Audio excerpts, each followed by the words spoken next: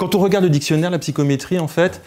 est un terme qui qualifie vraiment plutôt le pan rationnel de cette affaire, c'est-à-dire en fait un terme apparu plutôt à la fin du 19e,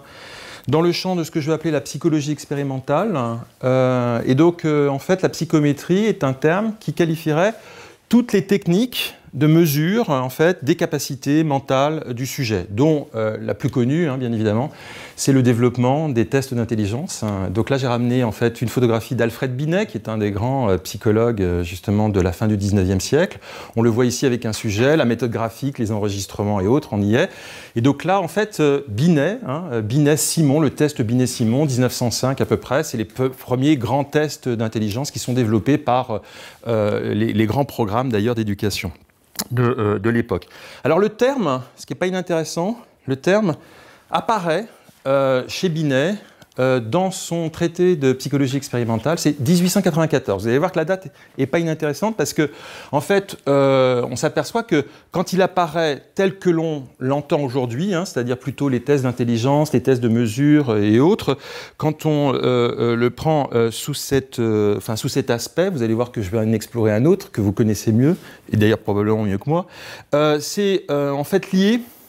à, j'ai envie de dire, tout un moment de la psychologie expérimentale qui essaie, dans un rationalisme qu'on pourrait qualifier de tout à fait positiviste, de passer au crible de la quantification, de la mesure, de la méthode expérimentale, la question justement de l'étude de l'impondérable de la pensée. Donc là j'ai ramené ici, c'est un tout petit peu plus tardif, mais les premières expériences de Hans Berger sur les mesures de l'électroencéphalogramme, c'est un tout petit peu plus tardif, c'est 1930, mais en revanche, toute cette affaire de mesure, de quantification de l'activité cérébrale et de possibilité, vous allez le voir, en fait, c'est ce qui m'intéresse, de visualiser justement la boîte crânienne, c'est-à-dire en fait de sortir de ce mythe de l'intériorité, en fait, d'essayer d'extérioriser en quelque sorte la pensée, envahit vraiment tout l'imaginaire, justement, de ce que j'appelle le passage du siècle élargi, c'est-à-dire les années 1870, 1930 à peu près, vous allez voir qu'en fait cette question de la possibilité de capturer, de calculer et autres, toute l'activité justement du fort intérieur, donc là ici, Science and Invention, nous sommes dans la fin des années 20, avec l'idée de machinerie qui permettrait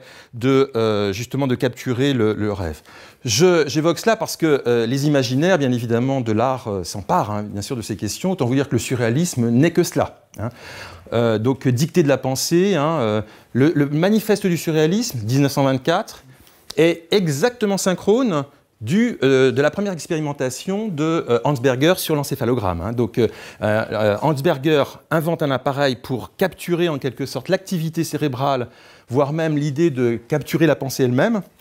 Et immédiatement, le surréalisme s'engouffre dans cette brèche, ce qui n'est pas inintéressant. Donc là, Dali is working, vous le voyez, il dort, mais il a un bandeau, comme une sorte de capteur en fait, de son activité cérébrale qui pourrait retranscrire.